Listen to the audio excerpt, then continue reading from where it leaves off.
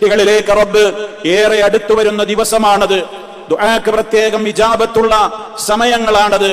പാപങ്ങൾ പൊറുപ്പിക്കപ്പെടുന്ന, നന്മകൾക്ക് ഇരട്ടികളായി പ്രതിഫലം ലഭിക്കപ്പെടുന്ന, അതേപോലെ തന്നെ നരകവിമോചനത്തിന്റെ അവസരങ്ങളാണ് അതൊക്കെ. മാമിൻ യൗമിൻ, ഒരു ദിവസവും ഇല്ലാ അക്സറ മിൻ അൻ യുഅ്തിഖല്ലാഹു ഫീഹി അബ്ദൻ മിനന്നാർ, അടിമയെ നരകാഗ്നിയിൽ നിന്ന് മോചിപ്പിക്കുന്ന ഇത്രയേറെ മോചനം നടന്നുകൊണ്ടിരിക്കുന്ന ഒരു ദിവസം. മിൻ യൗമി അറഫ, അറഫാ ദിനത്തോളം അത്രത്തോളം ഒരു ദിവസം വേറെ ഇല്ല എന്ന് നബി സല്ലല്ലാഹു അലൈഹി വസല്ലം പറഞ്ഞു വഇന്നഹു ലയദുനു സുമ്മ യുബാഹി ബിഹിമുൽ മലായിക, അല്ലാഹു അവന്റെ അടിമകളോട് അടുത്ത് വന്ന് മലക്കുകളോട് വലിയ അഭിമാനം പറഞ്ഞിട്ട് പറയും, മാ അറാദ ഹൗലായി, എന്താണ് ഇവർക്ക് വേണ്ടത് എന്ന് പറഞ്ഞാൽ ഇവരെന്ത് ചോദിച്ചാലും ഞാൻ കൊടുക്കുന്ന സമയമാണത് എന്നാണ് മഹാനായ റസൂൽ സല്ലല്ലാഹു അലൈഹി വസല്ലമ പഠിപ്പിച്ചു തന്നിട്ടുള്ളത്.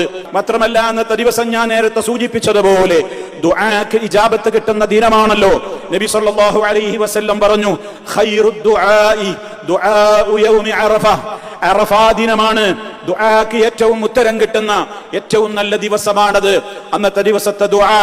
അതുകൊണ്ട് അതുപോലെ തന്നെ അന്നത്തെ ദിക്റുകൾ, വഖൈറു മാ ഖുൽതു അന വന്നബിയ്യൂന മിൻ ഖബ്ലി ലാ ഇലാഹ ഇല്ലല്ലാഹ് വഹ്ദഹു ലാ ശരീക ലഹ് ലഹുൽ മുൽക്ക് വലഹുൽ ഹംദ് വഹുവ അലാ കുല്ലി ഷൈഇൻ ഖദീർ എന്നുകൂടി അതിനോട് നബി സല്ലല്ലാഹു അലൈഹി വസല്ലം ചേർത്തു പറഞ്ഞു. മഹാനായ റസൂൽ കരീം സല്ലല്ലാഹു അലൈഹി വസല്ലം ചോദിക്കപ്പെട്ടു, അല്ലാഹുവിന്റെ പ്രവാചകരെ, അറഫ നോമ്പിനെ സംബന്ധിച്ച് എന്താണ് അങ്ങേക്ക് പറയാനുള്ളത്?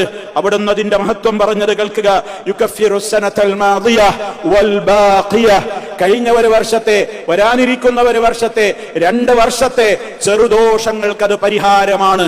ഒരൊറ്റ ദിവസത്തിന്റെ നോമ്പ് 2 വർഷങ്ങളോട് കിടപിടിക്കുമെങ്കിൽ എത്രത്തോളം പ്രാധാന്യമുണ്ട്.